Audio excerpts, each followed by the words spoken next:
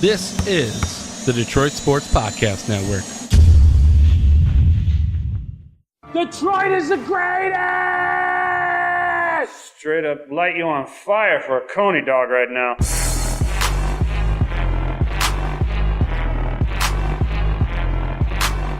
Darren McCarty comes back with Neiman in front of him. McCarty draws. McCarty in. McCarty scores! A magnificent goal!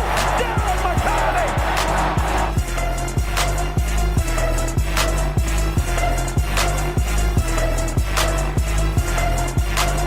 Stafford takes, throws, end zone, Calvin, touchdown, Detroit Lions! What up, everybody? It's the Motor City Sports Rant on the Detroit Sports Podcast Network. I am Jason Jarvie. Follow me on Twitter at Jarvie the King. And with me, as always, John the Doc Macaroon, sitting there in his pocketed shirt. What up, Doc? Are you surviving the heat, Jason? Oh, my goodness. It is absolutely miserable. Now, do we have a right as Michiganders to complain about the heat? Because the way I look at it was, when people talk about Michigan, they say, look, the weather is terrible. It's inconsistent. We do have the 4 seasons, but the winter has been longer at times. It's bitterly cold. I mean, you look at some of the reporters that have come into the office and talked to us from out of town, whether they work from Texas or they came from California. They just kind of go, oh, the weather. People talk about it. And a lot of people that I talk to, their plan is, look, I'm going to do whatever I can to find a way to afford to live in Florida or live in California.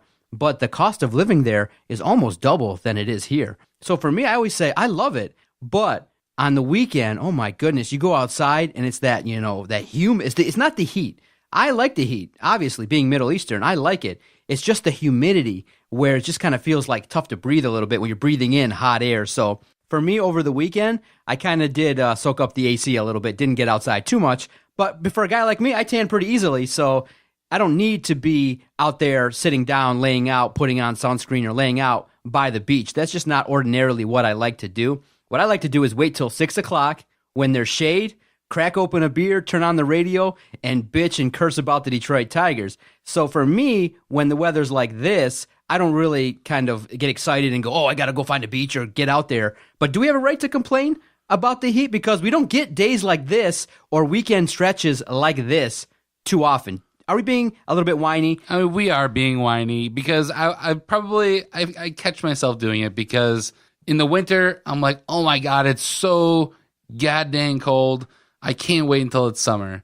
And now that summer, it's not even here, and we're bitching about 90-degree heat.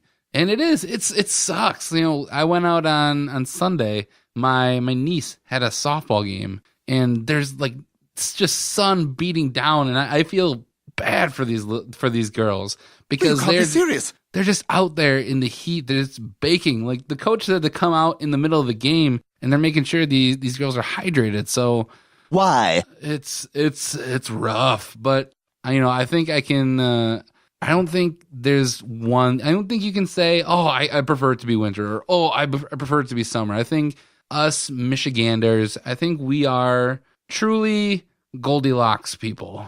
We have a specific, we don't want it to be too cold. We don't want it to be too hot. We want it to be just right, not too sunny, and a little bit of breezy. What do you set your, AC unit at? Or if you have it, what do you set your thermostat at? AC is set at 67, 68. Ooh. We keep it chilly. We are a household, we run hot, and we like to keep it cool there.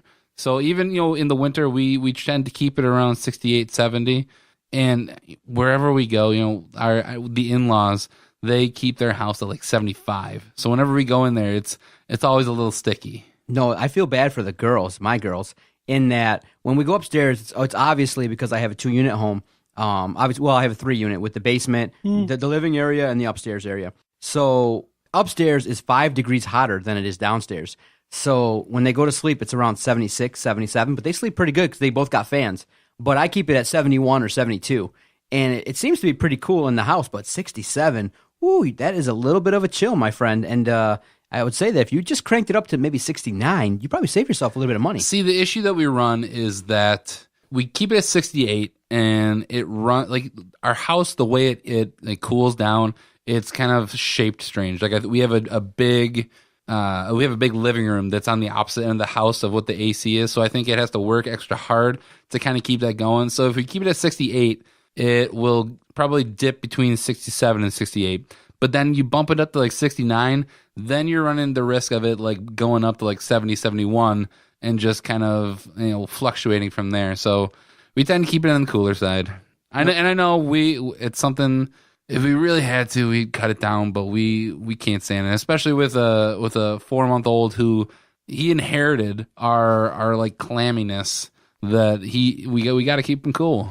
Is your wife an outdoorsy kind of person in the sun, or does she like to lay out, or does she Definitely. Is she cool with you, or like to hang out inside? Yeah, she loves. I mean, she can hang out inside, but she loves to be outside. If there's, as long as there's shade, because now we got the kid. She wants to. We can take him outside, but as long as there's shade. And unfortunately, our umbrella broke. It sucks. We had an umbrella back on our patio, and wind blew it over. It was a cheapo one from Home Depot. Come on, Home Depot, make something better. Aren't you just going to go return it? It's been like probably 2 years. You're not going to try to run any game or scam or like, look, I brought this last week. We're not like you, John. I would run back up there and be like, look, I bought this last week. Where's the receipt, sir? I don't know. I lost it. That's actually good. Maybe we'll try that. Anyways, with the weather, it has been nice, though. I have taken advantage of it a little bit later in the day. And I feel like those that complain about the weather, I'll just say this.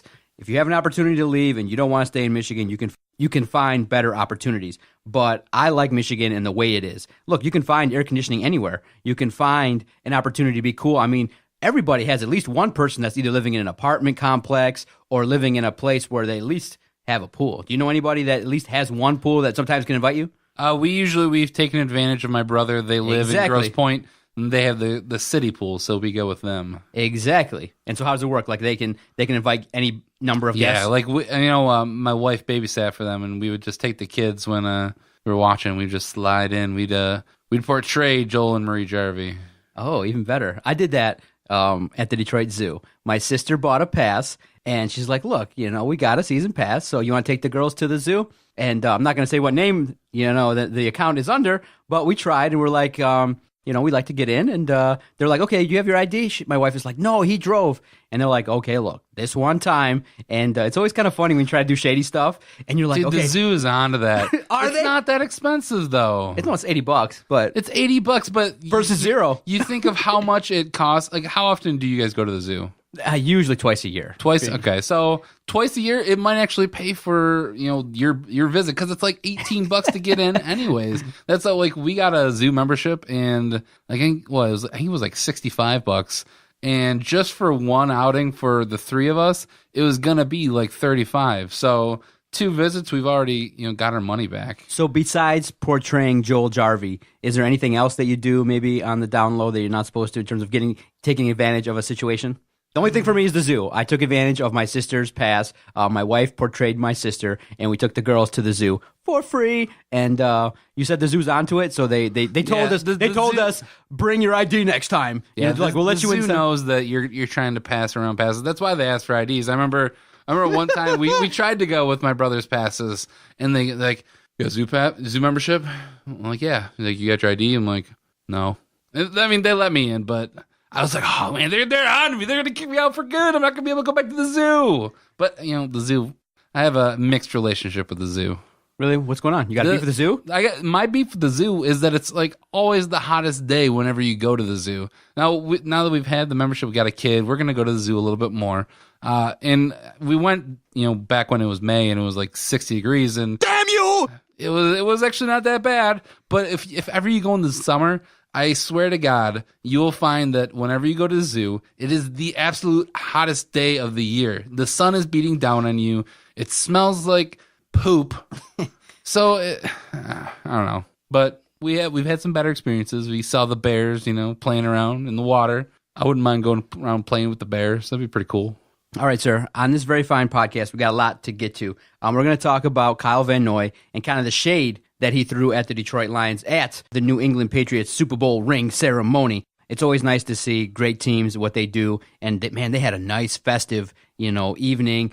All the wives, all the girlfriends were taking pictures, and everybody was flashing. Did you get a chance to see the picture of Tom Brady flashing the five Super Bowl rings? I thought the 4 one was pretty sweet. 5 was pretty awesome as well. Yeah, when you're Tom Brady, you can afford to do that kind of stuff. Yeah, we're going to talk about that as well as Golden Tate. We got to look at his value and his worth because he's getting on there and he's trying to get out there on social media and really rally for maybe a new contract. We'll talk about that. In the second half of the podcast, we'll talk about the NBA, the NHL, and kind of rate what we've experienced in terms of the games and the quality of the officiating. And then to end the podcast, because the Detroit Tigers keep breaking our hearts week after week, losing series after series, we got to just kind of put them at the back burner, put them at the end. But what we're going to try to do is fix our Detroit Tigers. So stay tuned for that. All right, let's set the scene here with Kyle Van Noy, an individual that everybody kind of felt when he was with the Detroit Lions underachieved. It just kind of felt like he was a player that did not fit the scheme of the Detroit Lions.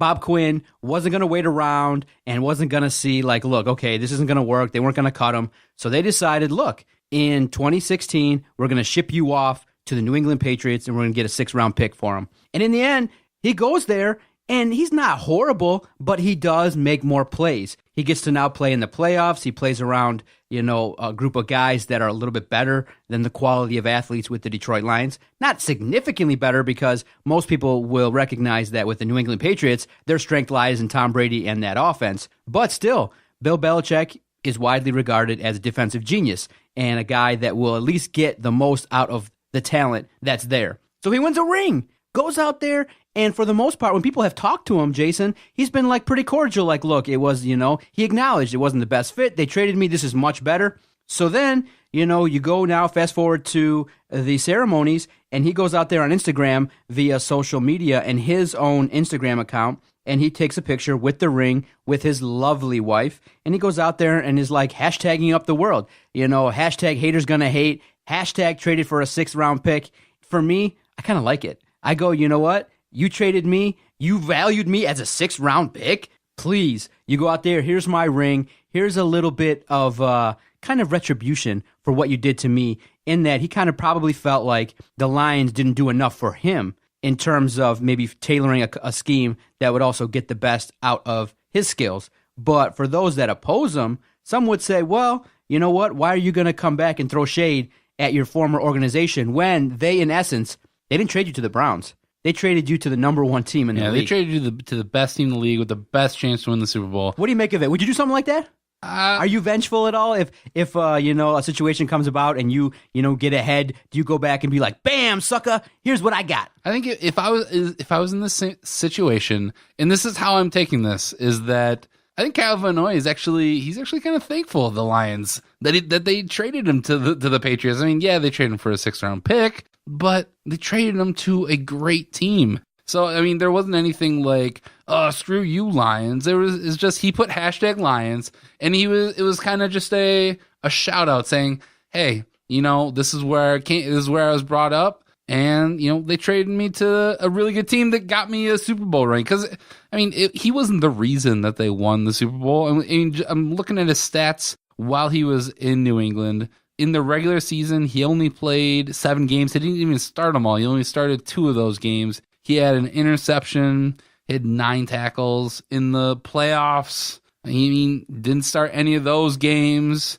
He had a forced fumble, 6 tackles, and a half sack. But you realize he made plays, and he made enough plays where Lions fans started to tweet out, and they messaged us on our Twitter page at Detroit Podcast, Kyle Van Noy is looking a little bit different than he looked with us. So he went out there, he made some plays. It wasn't like he was totally inept over there at New England. He made the most out of his opportunity. Yeah, and that's all that you can expect a player to do. When he came out and when the Lions drafted him, I actually did. I thought he had skill. And the Lions just weren't able to he didn't fit their scheme. He really is a 3-4 linebacker. That's where he fits, and he never really fit into the 4-3 scheme. I don't think he could ever really go in. He probably would have done better if they would have tried to transition him as maybe a defensive end, trying to put him as a rush end, because that's what he does. He goes after the quarterback. New England was able to get more out of him, and obviously they got a ring. Do you feel like also with the hashtag haters gonna hate that he was also referencing Lions fans? Probably, because I think the Lions fans are the ones who probably are tweeting him. They're going, oh, Calvin, you still suck. Mm-hmm. Whatever, man, you got a ring. Congratulations, guy. it's one of those things where I look at it and I go, man, you could also, do this a different way as well, and just kind of just flash the ring. You don't have to hashtag the lines. You don't have to use all the hashtags, and sometimes just flashing the photo is enough to kind of show, hey, look what I've done. You know what I would have did? I definitely would have took 1,000 pictures of the ring.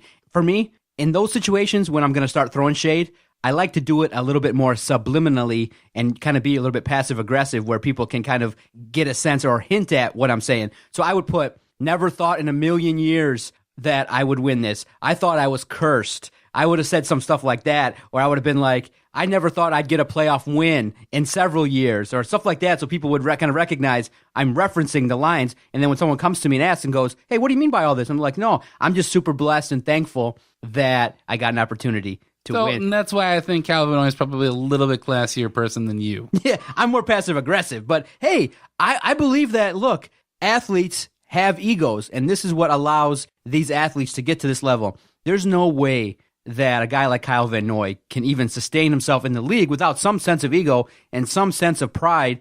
And hell, look at the person in the photo with him. I wake up every day and be like, damn, I got lucky. I hit the jackpot, because his significant other is rather beautiful. He's got a blessed life, and most football players do. They do. But so for you, you're not widely offended by this. You don't feel like it's a big diss. Maybe the only hashtag would be hashtag Lions. Maybe it doesn't need to be in that photo. Whatever, man. I mean, I like I said, I think he's actually thanking the Lions. He's like, this is where I was for half of the season. They traded me, and I got myself a ring. All right, Jason, I got to ask. We always will compare. Who will have the better stats in 2017? Kyle Van Noy or new Detroit Lions draft pick Davis? Jared Davis, hands down. I mean, Jared Davis is going to be a starter. He's going to play at least 3 downs, if not everything. He's going to be the leader of that defense. Kyle Van Noy, he fits into that scheme, and he's going to be a role player. They're going to tell him to go out and do his specific duty. He's going to do it, and then he's going to go back on the bench. Jared Davis is more suited to be an every down linebacker than Kyle Van Noy is. Does Jared Davis survive 2017? Does the injury bug find him at all, do you think? Do you think that any kind of curse or anything unusual is going to bestow our number 1 draft pick this year? I mean, this is all just hope, really. I mean, I hope he doesn't get hurt. From everything we've seen and heard, he didn't really have health issues at Florida, so I wouldn't expect him to get hurt here, but, anything can happen. I'm going to knock on wood here, because Jared Davis, we've already lost Taylor Decker now 4 to 6 months. Definitely losing Jared Davis would be a blow to this team. Okay, now, the other news made by a Detroit Lion, and it's a really interesting point. Most of the time, you get a sense what the Detroit Lions want is they want hush-hush. Even with the news of Taylor Decker, it was Ian Rappaport that came out and kind of was like, the injury is going to be 4 to 6 months. Nothing from the Detroit Lions. They haven't even confirmed that report. So they want everything to be kept secret, and they don't want no information to be leaked on any kind of front. So when you see players kind of tweeting, I do kind of get a sense maybe there are some ulterior motives in terms of what's going on. So the news that was made was Golden Tate. And he came out and he was kind of reacting to the re-signing of Julian Edelman, making $19.5 million for the next couple seasons. And so he kind of came out and was like, look, I hope I'm next, and I hope I'm the guy that can get some big money. I made plays, and look at my size. So to start with, do you think a guy like Golden Tate, in terms of the money that he has been paid by the Lions, you feel like he's underpaid? Definitely. I mean, he was brought in to really be a number 2 to Calvin Johnson. And in a lot of ways, Golden Tate has exceeded all expectations that we could have thought. Because just looking at his stats throughout the years, when he was in Seattle, the most receptions that he had in Seattle were 64. He topped that out the year before he came to Detroit. After that, the last 3 years, he's had over 90 receptions. Besides 2015, he had over 1,000 yards. So I think we've gotten way more than we really expected than number 2. We have a number 1 wide receiver at this point, because we've seen when he's on, he's actually playing at the level that he can play. He is a force to be reckoned with. Really? See, I get a sense that when I was looking at Golden Tate, I was kind of searching around for some of the mistakes that he made, because you just look at the primetime game that he played. The game versus Seattle. Did he get a touchdown? No. Did he have some drops? Yes. Did he have some opportunities where throughout the year we were questioning his devotion to the game? You got to remember, too, head coach Jim Caldwell put him in check. Early in the 2016 year, he kind of started spouting off at the mouth a little bit. He did, but he came back. I think he recognized that. Wasn't he pulled for a half? I think he got pulled, and I think he got the check that you're not playing up to potential. I think you're taking some plays off, and I think he saw that himself, and he came back and said, I'm refocused and I'm getting back into it. And he closed out the year, had over 1,000 yards. Also, I'm not sure $19.5 million that's a lot of money. But I think that's the NFL that we live in. We live in a world where guys are going to get gigantic contracts. You think the Lions call up Calvin Johnson and be like, look, we need maybe a couple more million from you. Can you give us some more money back so that we can kind of re-sign Golden Tate? He feels a little underpaid. Help your boy out. Right, yeah, no. I'm sure Calvin will take that. Were you surprised that the number was more than $1 million? I thought it was, surprising. At 300, you can be like, look, just cut the check and move on. More than $1 million to cut back to your former team, whether you made $100 million or not, that's a lot of money. Yeah, whatever. I'm trying to move on from I'm talking about the Lions right now. I don't. Okay. Calvin, go do you. Unless you're going to come back and magically cure this team, then just go away, man. See, Golden Tate. I'm done with you now, man. See, Golden Tate is an enigma in that he has said it too. Do you feel like he's undersized for a wide receiver? Because most people felt like, and the debate that we had on the network, and I think you and I even had it, was can Golden Tate be a number one? I think he's undersized, but I don't think he's a number one. I think he's like a 1A or 1B type receiver. I think if you put him with another really good wide receiver, I think you have a really good matchup. That's why I think he did work well with Calvin Johnson, because Calvin Johnson was the guy who you go deep, you throw it up to, and Golden Tate is the receiver that you throw it 5 yards and then he can make a play. Golden Tate can do all that kind of stuff. And you look at another wide receiver who I think is slightly undersized, and Antonio Brown, who that guy just makes plays. And I think the one thing you don't really see from Golden Tate too much, you don't see him making a lot of vertical plays down the field. You always see him make the run after the catch, and you see those big plays and the touchdowns that he made that won games for us last year. So he can be a number one, but you don't necessarily want to rely on him to be that number one wide receiver. But what we have right now, he is the number one on the Detroit Lions, because Marvin Jones can't get separation from defensive backs unless he's solved that problem this season, and then who knows what we're going to get from Kenny Golladay. Yeah, see, I think that he was brought in for the guy to have size and maybe to kind of take the pressure off. And were you surprised at the success that Anquan Boldin had with the Detroit Lions? Because he's a veteran, he's a guy that could get open, but he did a lot of good things for the Detroit Lions. Many people are wondering, should the Lions go after Decker? Should they go, could they have gone after other receivers, but they've been signed and they're no longer going to be, Macklin signed, I believe, with the Ravens. Yeah, he just signed with the Ravens. So I'm not that surprised that Bolden did so well, because for whatever reason, that third wide receiver, that slot wide receiver on the Lions always seems to be open, and he always seems to be the guy who's kind of the safety valve for Matt Stafford, because Golden Tate is probably running his own route. You got Marvin Jones who's running down the field if he can get away from a receiver, and Anquan Boldin was really that sure-handed receiver who you would try and rely on if you needed to just dump it off and Theo Riddick wasn't available.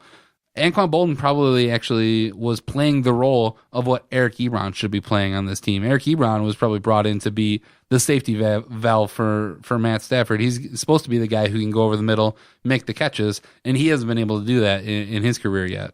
Okay, so Golden Tate, for the most part, you're okay with his tenure so far in Detroit. I think that part of the reason that I think a guy like him is maybe not as respected as maybe he would want is the drops.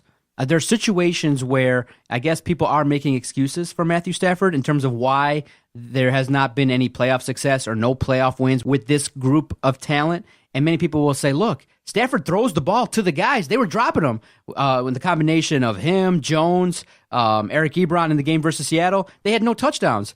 And the offensive performance was pretty awful, horrid. And many people will say, okay, what happened in that game? And the first thing that you look to is the drops. And you say to yourself, okay, this is a guy, Golden Tate, that won a Super Bowl, but a team like Seattle felt like he was expendable, and they let him go to another NFC team. Now, he left, via free agency. He wasn't traded, but they weren't willing to re-sign him. And now he comes out, and I feel like, you know what? If they were to, let him play out his deal and let him move on, I don't think I would care that much. I almost kind of feel the same way, unless he's going to hold out, where at that point, you might try and negotiate something. I let him play out his contract and see what he can do. I think when you talk about him not getting the respect as the number one that he should be getting, I look at him not. What is he? He hasn't taken over a game. I think he puts up stats, and I think he does that very well over an entire season. And I think he can make plays, but I don't see Golden Tate as that one wide receiver who can just dominate a game and can take over a game. Calvin Johnson was a receiver who at any given time could take over a game, and you would see his stat line being 190 yards and 2 or 3 touchdowns. Antonio Brown, Julio Jones, even looking at Demaryius Thomas on the Broncos. Those are all wide receivers that can take over games, and they're game changers. And I'm not saying that Golden Tate isn't a game changer type player, but he doesn't command that type of respect in the NFL. If somebody were to go up to people, and probably the players, and say, "Hey, who's the most feared wide receivers in the league?" Golden Tate probably isn't in that conversation. Okay, so you're okay kind of with where he's at contractually, but if he's looking in the neighborhood of $19.5 million for a couple of years, you think maybe they would be better served to maybe look in the draft and just get younger, or maybe even go after a free agent next year if there's somebody similar to Macklin. But I guess the question I would ask you is, Aaron Decker, cut by the Jets. Many people feel like it wasn't really due to his talent. The Jets are just trying to suck so they can kind of tank and get their franchise quarterback. Is that a guy maybe you dial up over an Anquan Bolden, or you think, you know what, let's just roll with the guys that we got? I think they do need to add somebody, whether it is Anquan Bolden. I think he would fit the team again. I think Eric Decker is a player who is that kind of slot receiver. He can do essentially the same thing that Anquan Bolden did. I think it would really depend on the price and if he's actually a fit here. I think maybe you bring him in as, give him a workout, see how he fits in with the team, and if he does have some chemistry with Matt Stafford, maybe he can actually do some things. But one thing with Eric Decker that I'd be a little bit more worried than Anquan Bolden is Decker seems to always be injury prone. He ended last season with an injury, and I think he's still coming off of that.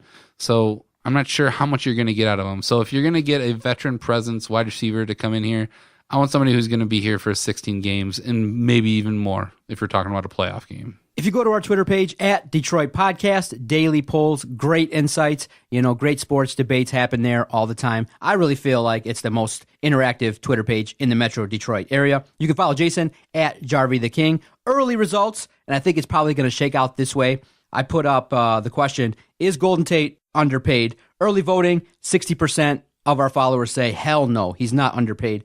40% say, yes, he's better than Julian Edelman. So 60% feel like, he's not underpaid, that what we're paying him is just fine, and that he doesn't deserve a massive extension and things like that. Realistically, they're probably the same player. Julian Edelman and Golden Tate do a lot of the same things. They're both smaller guys. Julian Edelman might actually be a little smaller. You look at, he's on the Patriots. He's got Tom Brady. He's got Rob Gronkowski. You have to ask, is his talent due to Tom Brady, or is this due to a talented individual that's worked hard and built up himself? He made the play in the Super Bowl. That play that he made, that catch, that's talent. I don't think that's luck that he made that catch. You don't get there if you don't have Tom Brady. Could Matt Stafford have made that throw? I don't think Stafford gets that luck, just for whatever reason. I think in that play, that ball hits the ground six, 7 times before, Golden Tate catches it. And then he'll come up there with his hand up and be all excited. He'll get all the fans excited. And then we'll get to the replay, and the ball would have hit the ground 6, 7 times beforehand. So I just don't feel like with the Detroit Lions, when we talk about rebuilds and things like that, I think that Golden Tate's capped his capabilities. I don't see him getting better. I don't see him doing a whole heck of a lot in 2017. I mean, he's a possession guy. He may have capped his abilities, but I think he is a valuable member of this team. I got a question because, obviously you're the fantasy guy and you obviously pay attention to his numbers. But just in the scheme of things, I was really surprised in 2016 that teams didn't figure out how to stop that 4-yard, wide receiver screen pass. All he was basically doing, and if you pay attention to a lot of his numbers, he would stand there, get the screen, and he'd get 8 yards. The teams couldn't do it because they were playing off. I was like, really, just stack your guy, stack the safety or the corner on Golden Tate, and when the pass comes, you bum rush them. I really felt like team after team, like the Bears, like the Saints, like other teams, like the Vikings, they just allowed him to catch the ball and run 8 yards at a clip. And I was shocked every time I saw that play. There were a couple times where it got stuffed, and I'm like, okay, they caught onto it. But I was really surprised that his yards after the catch is still successful at this point in time with all the film that's out there, because that was just a play that was run quite a bit for the Lions. But it really is. It's hard to defend that type of. If you can run that successfully, and I think that's something that the Lions in the past that always killed them, that they could never run a screenplay, but they always fell for it whenever they ran it. And now we actually have some semblance of an offense. And it's the new run game in the NFL. You used to be you try and run your running back up the middle, get like 6 or 7 yards, and this is it's in place of a running game. And I think not having Theo Riddick in the end of the year, I think that was also a proponent of him getting a lot of those types of plays. And then the teams that you mentioned, the Bears, the Saints, they're not that great of a team, and they had an easy schedule last year.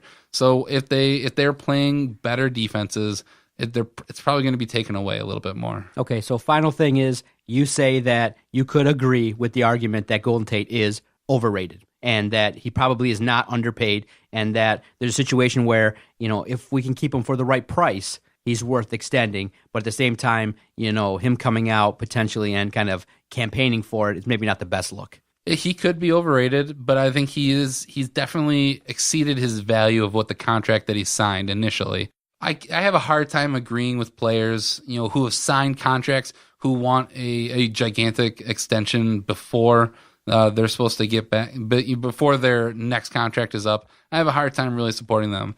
He's only a year away. If I was Golden, I'd say go out there, do it again, and then next year, if you really want the money at that point, and we're really on the verge, maybe we get that money. All right, let's take our first time out, come back, regroup. Second half of the podcast, we got to review the NBA, NHL finals, kind of get a sense of kind of watching the last games that were played. Refs kind of got involved there. I want to get your sense of the quality of play in both those kind of series. And then to finish the podcast, definitely want to get your sense and your experience taking your kid to his first Detroit Tigers game. It sounded like a fun experience, and I definitely want to get a recap of that. And we will try and fix the Detroit Tigers. We've been complaining. We're going to have a fix. We're going to try, even if it involves, church, prayers, whatever it takes, we will try to find out how to solve the Detroit Tigers in the second half of the Motor City Sports Rant. Detroit Sports Podcast Network. Jason, I want to tell you about our host site, Podomatic.com. When Adam and I first started the podcast, we recorded it from my basement at my home. And back in September of 2013, we were just like, dude, we want a podcast. We want to kind of banter about Detroit sports. We want to rant and rave. And when we recorded the audio, we said, okay, now we got our first show. How do we get it up to the internet? And so what I did was I Googled how to post a podcast. And the first thing that popped up on Google was a video that was labeled Posting Podcasts Easy. And boom, and it linked me to Podomatic.com. And that's been our host site of the Detroit Sports Podcast Network for the last 4 years. And we've only used one host site. The reason why I recommend Podomatic is the user interface is super easy, and it allows us to take our recorded audio, put it up to the internet less than 5 minutes. It's that easy. If you're not technically savvy, if you're new to the whole podcasting game and you just want to record some audio and upload it up to the internet quickly, the doc recommends Podomatic.com. That's how we've been successful, and there's only one host site that the Detroit Sports Podcast Network is going to recommend, and that's Podomatic.com.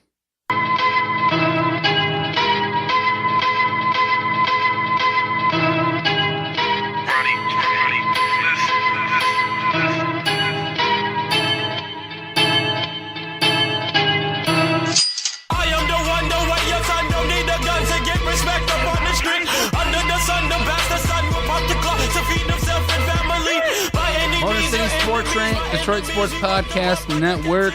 What is this, Jason? This is the ultimate Denzel Curry, made famous in a lot of vines and memes. Why?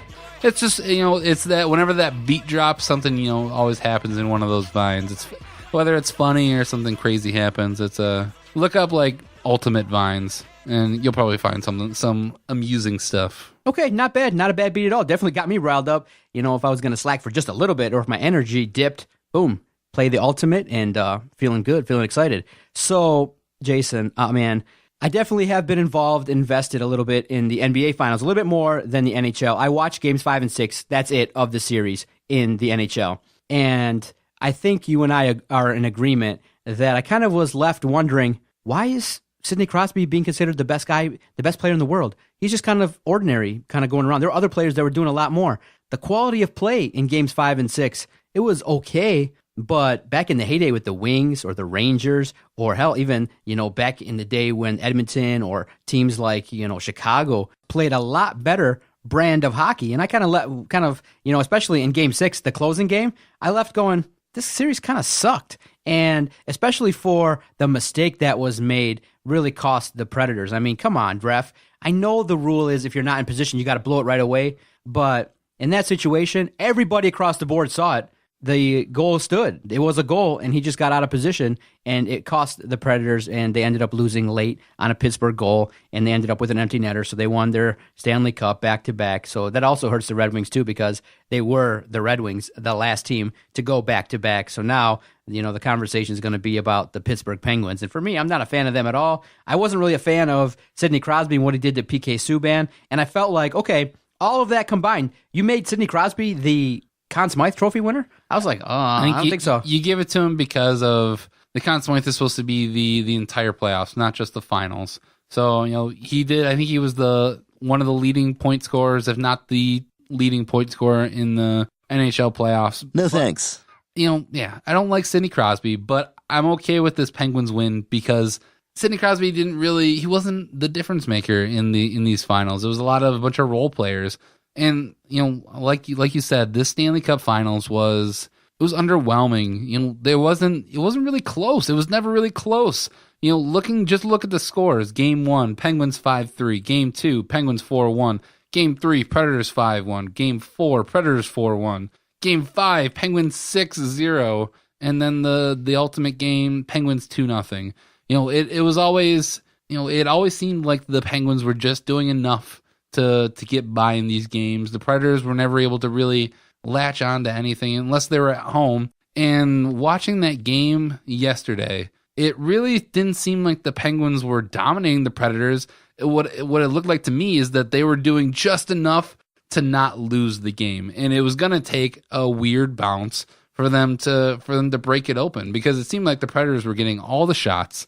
They were winning all the faceoffs. They were having every single advantage. And to have the final game in the biggest moment in the NHL come down to a goof. Yeah, the shot goes off the back behind the goalie, and a guy gets back there and tips it off the goalie's back, and that's the end of the game. That sucks. Yeah, it was underwhelming. I kind of felt like, okay, if you're going to put any of the games on NBC Sports Network, you got to be kind of kidding me. Every game should have been on NBC. The final game was, so that's a blessing for them. But it was cool to see the Predators and their fans kind of follow pursuit and boo the hell out of Bettman. That was cool. They followed tradition. It seems like they were loyal to their team. They cheered the Predators for an unbelievable season. So I give them credit. But for me, I just wasn't a fan of the NHL Finals at all. And I kind of felt like, in looking at it, it kind of hurt the game because it wasn't, you're exactly right, it wasn't competitive. There wasn't really, outside of kind of Sidney Crosby whitewashing PK Subban and whether or not you felt like, he was a little bit soft or he kind of was a dirty player, there wasn't too much really to talk about other than maybe, the head coach of Pittsburgh being, a young coach and he's won 2 cups now, or the goalie Murray. Other than that, I wasn't impressed all that much. And then you look at it from the other perspective, the play in the NBA has been a little bit better, a little bit more exciting with the offense. But if you look at both series, you go, okay, why are the refs getting interjected? Why are we talking about them? In game number 4, in a game that I so wanted badly, Golden State to come in there, win 2 games in Cleveland, and go undefeated. That would have been sweet. It would have been cool. For sports history, as a sports guy, it would be, because there have been other teams. I think a team led by Shaq went 15-1 in the playoffs. So they were able to do some things. It's been done before. So dominance would have been cool. It would have been nice to see LeBron kind of squirm in his own house. But what ended up happening? the refs got into it, and you could tell right away they were calling everything. It was, one of those games where, I've kind of watched most of the games, but that game I was excited to start to finish. I get in there, boom, first quarter, you start watching, whistle, whistle, whistle. And then every shot that Cleveland took was a made three. So in the end, by the second quarter, they had already built a 15-point lead plus. So it wasn't looking good. But there's a ref. I don't know if you've heard of Tim Donahue, and he's been making the rounds on the national radio stations. He's been like, look, the league has told me in the past, watch out for this. And he didn't say, like, we rigged the games, but he, in essence, has been making the rounds. And what he's saying sounds fair. He said, I was given instructions to watch out for this, meaning that the league is leaning towards more games. So for me, I start going, it's believable. It's not out of the realm of possibility based upon what I saw in Game 4. The refs were awful. First time, how do you have a first-time NBA ref calling a game in his first final? He's been a ref before in the NBA. First time calling a game in the finals, you can't have that. It's unacceptable. I think this is one of the biggest issues with NBA is that refs really do control a game. You can call as many penalties as you want in, there's not really many penalties in baseball, but football and hockey, you can get you can have 10, 15 penalties and nobody's going to get tossed out. But in the NBA, you can change the way the game is played by calling a bunch of ticky-tack fouls on the star players. Draymond Green gets 4 fouls quick. Green, Steph Curry, Klay Thompson, all those guys seemed like they were in early foul trouble. So that definitely changed the way that the Warriors have to come in and attack this game.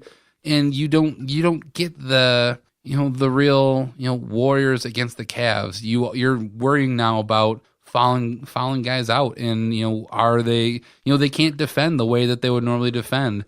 Now I know that you can't let the players go out and just murder people when they're trying to drive the lane. It might be better for the NBA, going back to the way that the bad boy Pistons were, but it's just the way the NBA is now.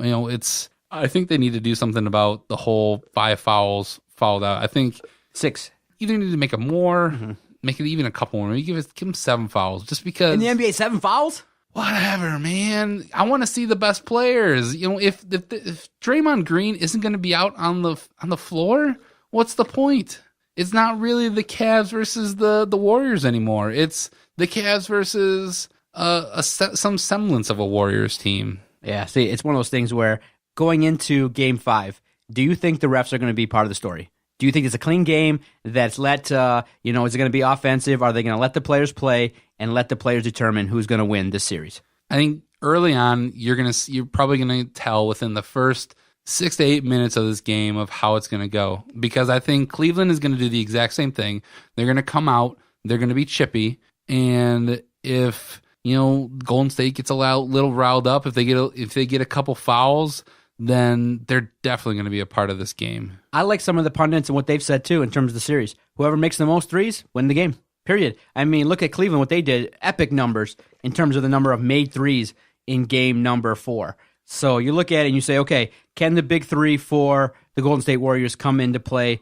Steph Curry, Kevin Durant, Draymond Green, are they going to come out? Klay Thompson, are they going to come out and contribute and jack up a lot of threes and make them? So I think it's over. I don't think the NBA is going to kind of jack up the series, but if they do and it plays tight, I'm going to be a little bit taken aback and kind of stunned, because if it happens again, you're going to have a lot of nervous fans from the Warriors going, 3-1, we blew it. You go back, and then the league setup. You know the setup? The next game, I think, is Thursday. Then the next game, if there's a game after that, Sunday. Monday, Thursday, Sunday? I don't understand why they just don't do back-to-back. I get giving them an extra day for travel, but the NBA Finals, I mean, first of all, you gave them like over a week. Give me a break. It should have been Wednesday, Friday, Sunday. Give me a break now. I know you're kind of competing with the NHL, but in the end, play the games, man. Play the games. Hurry this up. Yeah. So you look at, but you and I are in agreement that NBA, the finals are much better, a little bit more entertaining. Even though the games aren't really super close, the teams are blowing each other out for the most part. It's at least fun to watch. Would you say, though, it's been a little bit of a disappointment given the hype going into it, in that only Game 3 was the only game kind of that went down to the wire a little bit? It's kind of disappointing overall, because I was expecting overtimes. I was expecting late heroics. I was expecting a closer series than what it was. So I'm sitting here going, it's entertaining. It's keeping my attention. It's more entertaining than the Tigers, that's for sure. For the NBA as a whole, yes, it probably is disappointing. I know for me, who I hate the Cleveland Cavaliers, I want to see them lose. That was great for me. I loved seeing them getting blown out. And I would have loved to see LeBron James cry and lose on his home court. Okay, Game 4. real quickly. Everybody's debating it, and I want to get your sense before we get into fixing the Detroit Tigers and give you extra couple minutes to think, because it's going to take every ounce of our brain capacity to think about how we fix our beloved baseball team. But everybody wants to know, I think it was Game 3, should LeBron James have kicked it out to Kyle Korver? Because the way the play's set up, the way it looks aesthetically, is that LeBron James made the proper NBA play. Kyle Korver's wide open. He wasn't contested all that much. It seems like a shot that almost went down, but I can understand the argument. And now I'm starting to, as the series has progressed, I'm conceptualizing what people want. Everybody respects LeBron James. Everybody knows his talents, but that's not what people want. You know what people want from LeBron James? They want the late game heroics. They want him to have his moment like Michael Jordan had versus Utah. They want the Cavs to be down 1 and the game's on the line and he goes and he does his thing, whether it be a dribble to the basket, whether it be a kick out pass to him. They want LeBron James to be a closer. And what you were seeing is that LeBron James is averaging a triple-double in the finals, but he's not a closer in that he's not looking for me to take the final shot. He's always thinking, what's the best basketball play? What's the proper move? And it does open himself up to a lot of debate in that he doesn't take a whole heck of a lot of late game shots. And people are criticizing him because they know he's good. They know his talents, but they know there's one notch that they want to look at for him. Can you take your team and supersede talent? Can you beat the Warriors with late game heroics? He's just not that guy. So I feel like it's a situation where he's set up to fail. He's in the conversation of being the best ever, but I can understand those that are looking at him and going, look, if you're not a closer, I can't make you number 1. And I tend to agree with that. Should he pass it to Korver? If I'm LeBron James, I am taking that ball. I want it. It's like it's Johnny Falco in The Replacements. Give me the damn ball. Let me be the guy who makes the play. And I get it. Thank you. LeBron James is a great player. Even as much as I hate him, I cannot deny what he's doing. He is doing some amazing things in the finals. I mean, the dude's a stat machine, but at times, and I get it, back in the day when you were a rookie and you were on the Cavs team that actually sucked, you had to be the guy. He doesn't necessarily have to be the guy because you have surrounded yourself with some better players. I do question a little bit that it's Kyle Korver that you're passing to, even though Kyle Korver is known as a three-point shooter. You're LeBron James. In the biggest stage on the NBA, you need to be the one who's making that play. Yeah. Because it's going to fall back to you. Why didn't you take the shot? You're the leader of this team. Why didn't you take that shot? Take the shot, man. You got to be the guy. It's going to fall to you anyways. I mean, I love whether the fact, you win or lose, it's going to fall back to you. So why not take that shot? I love the fact that people are like, Kyle Korver's the greatest 3-point shooter of all time. He should be the guy taking the final shot of an NBA series. Give me a break. It's as simple as that. And you got to look at it and you say, look, period, done. The man that is averaging triple-double needs to take the final shot, or they got to design a play that's a little bit better for him to be more open. Yeah, either that or let Kyrie do it. I mean, one of those guys, man. Come on. Okay, Jason. We're given the task of, in 600 seconds, trying to fix the Detroit Tigers. 10 minutes. I think we have an opportunity now to put our collective brains together and realize, look, the team is sitting under 500 at the time of this recording. They just come off of a terrible series versus Boston. It was nice that they beat up on Boston in the final game of the series, but the first two were pretty unbelievably terrible, highlighted by, did you see Arsenio Leon's defensive blunder that is probably one for the ages? Grabs the ball. It's a ball that's hit rather meekly. He kind of grabs the ball and flings it. Oops, maybe just 3 yards wide of intended target Miguel Cabrera, and it hits the umpire squarely in the leg. And I think the scene of the season is the umpire kind of just standing there. They pan to him after he gets hit by Leon. He's standing there, and he's looking, and he just starts busting out laughing. Like, dude, you just hit me with the baseball. And I think it's been underplayed. I'm surprised I haven't seen that many GIFs. I was watching it at a friend's house, so had I been at home, I would have created like 15 different GIFs of that play alone. I haven't seen it too much since, but it was embarrassing. The bullpen got exposed again. Our offensive weapons kind of have disappeared again, and many people now are targeting, the concern. They're targeting what's going on with Miguel Cabrera, and our job is to say, okay, given that, okay, maybe in the absence of trades, in the absence of getting rid of JD, in the absence of kind of dismantling the team, what is your first initial thought about how to fix the Detroit Tigers? I don't need 10 minutes to explain it. I only need a minute. And I've never been a proponent of this. Oh, I know what you're going to say. Oh, there's nothing else you can do to fix this team. There's nothing else. We've talked about it week in, week out, that the bullpen isn't working. The rotation isn't working. That we're getting hit or miss offense. We either scored 10 runs or we scored 0 runs. There's nothing you can do to fix this team. So the only thing that you can do to try and shake up this roster is to fire Brad Ausmus. Oh, I knew you were going to say that. Okay, good. Okay, I was like, wait a minute, is he going to go with something else? Yeah, everybody's talking about it. That probably is the move to make, but unfortunately, I think everybody also knows it's really not his fault. It's not his fault. It's not his fault. So he can't play the game for them. He can't go out and throw the ball for Justin Verlander and have him be awful.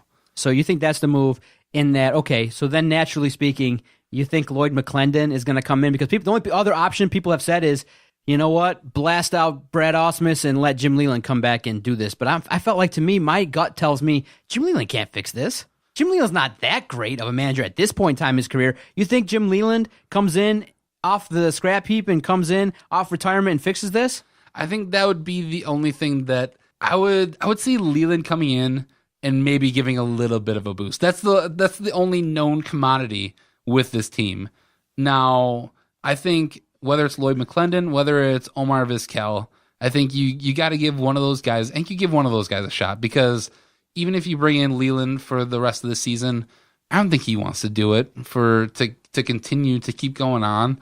So you see what you got in the rest of your coaching staff, and then you move on to next year. If Vizquel gets something out of these players and maybe makes a magical run to the playoffs, then great, we have a coach now. But this team, there's nothing you can do with the players at this point, unless you're going to just send them all down and to Toledo and bring up a whole bunch of scrubs. See, I don't fire Brad Ausmus. Yes, I've been a proponent of, obviously not ever hiring him at all. I've been a proponent of just dismantling the entire team. But in the absence of firing Brad Ausmus, because I know that's probably the easiest solution, I don't see them doing it realistically. I think that if he is let go, he's already under contract for the rest of this year. They'll play it out, and he'll be cordially let go. I don't think he'll be blown out in the year, because Chris Ilitch knows, Al Avila knows, that kind of right now, everybody is blaming each other. If you look at it, Brad Ausmus can legitimately say, look, Al Avila stuck me with this. He can legitimately say that, and everybody will believe it. Al Avila is going to kick the blame up to the top, because what's he going to say? I can't make moves. I can't add because the money has been shut. So he's going to blame it up to the top. Chris Ilitch is going to say, look, Al Avila, you brought in, and signed Zimmerman. You were contributing to this and this and this and bringing in all these guys up and down from the bullpen. You were contributing all the way back to the dismantling of the minors under Dave Dombrowski. So Chris Ilitch is going to kick it back down to Al Avila, and I think the way this is going to go is I think next year you might have a new general manager and a new manager, because it's starting to kind of leak out a little bit that Al Avila is not happy. And he's starting to kind of whisper that the money's tight and everybody knows it and everybody's talking about it. So for me, the first thing I do, and it might not be very popular because of the fact that he's healthy, is I give Miguel a week off. Just sit down, Miguel Cabrera. I don't know what's up with him. I don't know if he's injured.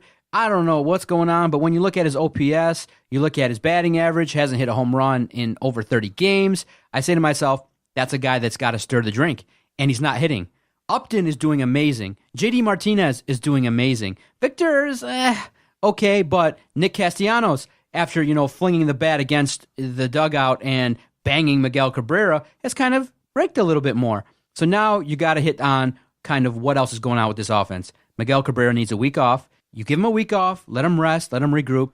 In the month of June, the series kind of improve. You can kind of get by versus Arizona in the crumb bums this week, but then you got a series versus Tampa Bay. You potentially don't need Miguel for that. And then you go the rest of the month, you're playing a lot of teams in the Central. If you get back a healthy Miguel Cabrera who starts hitting 5 to 10 home runs in this month, you get more offensive weapons. That helps the starters. It helps the bullpen with a lead.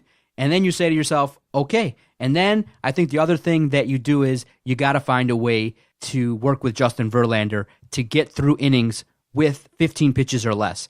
Because of the fact of the matter is he's doing okay in the most part in his performances, except those one or two batters that crank up his batting numbers, his pitching count, and then he gets rattled. So, but he hasn't been bombed significantly in the last couple of days. But what he's got to do is he's got to find a way to pitch to contact instead of, maybe being more willing to let batters put the ball in play. Everyone knows that the strategy from the opponent is going to be to let the pitch count of the starters get up there because the bullpen's been so bad. So if you can fix JV and Miguel Cabrera, I really feel like you're going to have a situation where maybe you can win 2 out of 3 instead of losing 2 out of 3 every single game. Well, yeah, if you fix the 2 best players on your team, you're going to have a better team. How do we fix JV then, crazy. Jason? How do we fix Mr. Verlander? I don't think you can.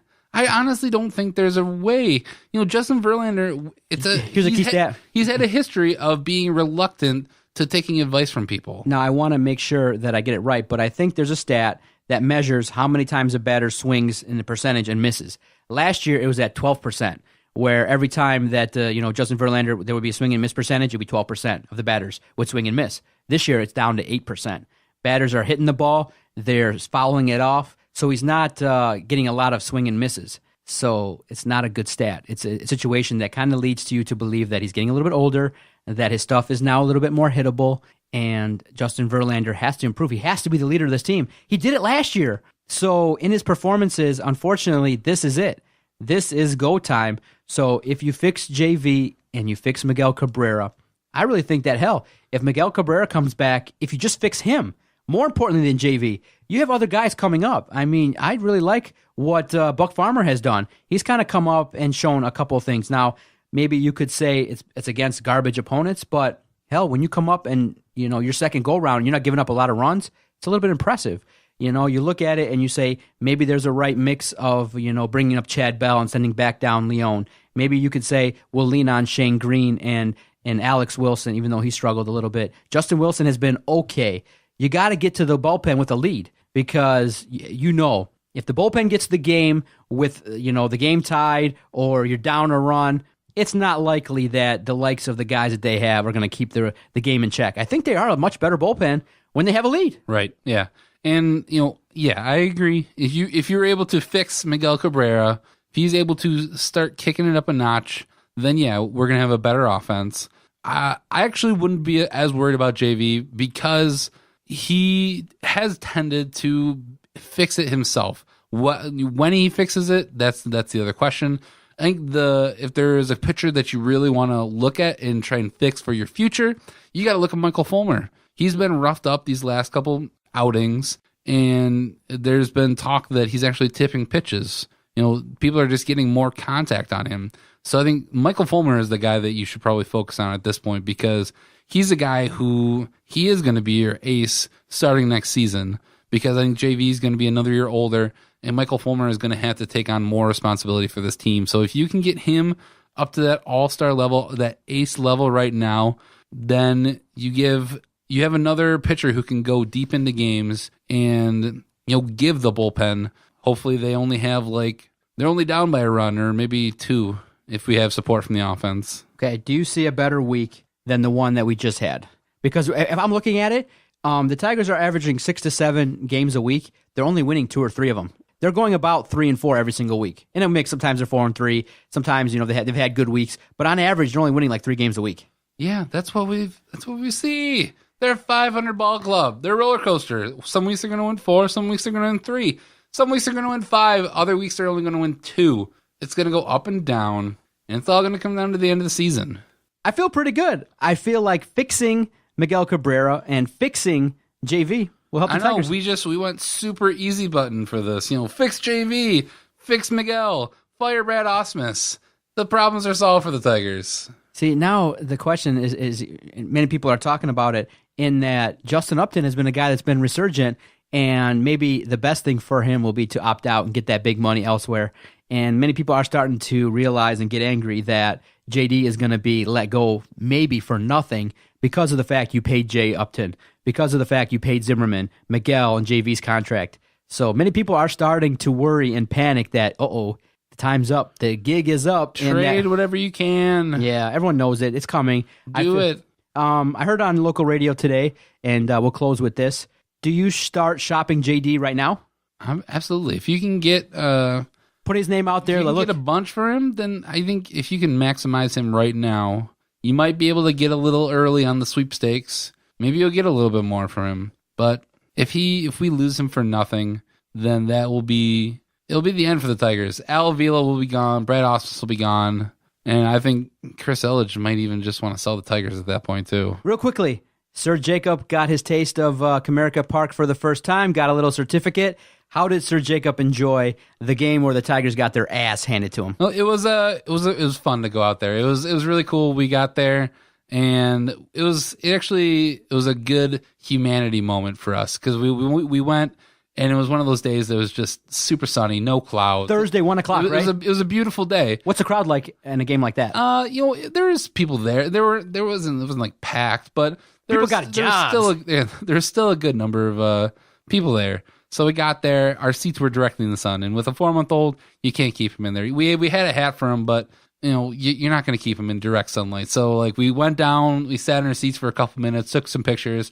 And then we went back up to the top of the stairs to kind of figure out where we were going to go, see if there was anything we could do. And we're standing there, and one of the Tigers ushers comes over. He's like, "Oh, hey, I see you have a baby. You can't be out in the sun too long, can you?" And we're like, "Yeah, we're trying to figure out what to do." And he kind of looks over, and he's like, "Here, come with me." And he comes over, and here, sit here, and he sits us in some padded seats in the shade, which it was just an amazing moment. It was really cool to. Did you by chance get his name? Give him a little shout out. I didn't. We didn't get his name. Oh, dude, Jason. I think it was just one of those good Samaritan moments. And I got to give a shout out to the Tigers ushers just in general because they do a great job. See, now in the future, you got to realize anybody that you come across can be a potential phone call that we can make on the Motor City Sports Rant. You could have just been like, "Hey, man, thank you so much. I do a local thing. If you want, give me your number. I'd love to shout you out or just say your name at least." My God, Jason, you are a man of the people. And you're a producer. You're a producer. You can at least pass it along to the big radio station that you're on. I know. I failed. It's okay. But it was fun. We took them out. And who was it? Who were they playing last Thursday? It was the Angels. It was Fulmer's outing. Oh. We were there they were leading. And then when we left, Fulmer blew up. Ooh, yeah, that was the inning where they gave up like 4 or 5 runs in that inning. And then they started getting their ass handed to them. Yeah, they started hitting Fulmer a bunch. Yeah. Look, it's a long season. Everybody understands. Long grind. Everybody knows. It just seems like it is kind of a 500 team, an 81-win team. And it's kind of looking like the clock is ticking until everybody kind of, D-Day, as we would say, when everybody's going to come to fruition, have that meeting. Probably you're right. Brad Ausmus will be the first to go. Then it'll be Al Avila, and then we'll start over because, stuff is leaking out quite a bit, more than you would expect from an organization. And people are well aware that there's no money. They might have to let go of JD for nothing, and the team stinks. And everybody knows that when the bullpen comes out, it's just a shit show. It's terrible. Hard times lie ahead, Tiger fans. Hard times. That's probably going to be the motto for the Detroit Tigers going forward. Hard times. Might be hard times for all the Detroit sports. No doubt about it. What do you got coming this week? Anything to speak of? Hopefully we'll be watching Golden State win the championship, and I'll be celebrating my first Father's Day today, or this weekend. Yes, sir. Congratulations. Yes. You know what? That's good. You know what? That'll get you back here next week. Maybe we'll get you a little something celebrating you as a proud papa. Good for you, Jason. Anything that you've told your wife you want to do, you tell him, listen, take the kid, go to your mom's house, just leave me alone. I can watch the Tigers versus Tampa Bay, and I can have the day to myself. Or do you say, you know what? Let's have everybody over, and I'll grill, and I'll do the one thing, and we'll all celebrate me. No, I've been a good sport. We're doing breakfast with my family in the morning, and then doing a barbecue with my in-laws. If everything goes to plan, this Friday, if I get downtown early enough, I will get the Rookie of the Year bobblehead from Michael Fulmer. My nephew turned 7, so I got him Tigers tickets, and I got lucky because his aunt got him tickets for the next day to meet Nick Castellanos. So I was like, oh, when I said I got him Tigers tickets, they're like, oh, what day? I said the 16th. They're like, what? And I was like, oh, no, they're like, you should have coordinated with his aunt. And then they're like, oh, no, he's going to the Nick Castellanos thing. And I'm like, I think that's Saturday. And I'm like, yep, we're going Friday. So nephew's going to have a fun time. He's going to immerse himself. Fun. Yeah, little 7-year-old's going to see the Tigers Friday and Saturday. And the kid loves him some baseball. And he knows every number with the Detroit Tigers that's affiliated. So he's a smart, wise kid. And he loves him some baseball, so I'll spend some time there, get downtown. I'll have my first opportunity to go to Comerica Park this year, so stay tuned for that. It'll be a nice review, and I'll bring it here at the Sterling Heights office. Well, I think that'll do it for this episode of the Motor City Sports Rant. It's good, as always, to chat a little bit about sports with you. Well, I'll see you later. Yeah, I'll see you later, too. But until next week, he's John Macaroon. I'm Jason Jarvie. Peace out.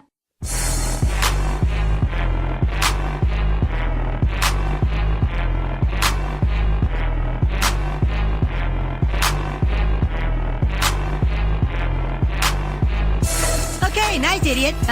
You. Bye-bye.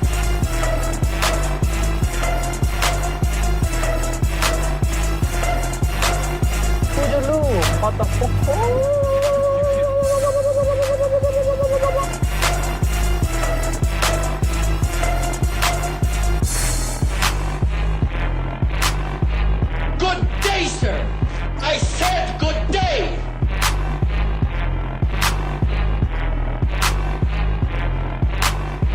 All right.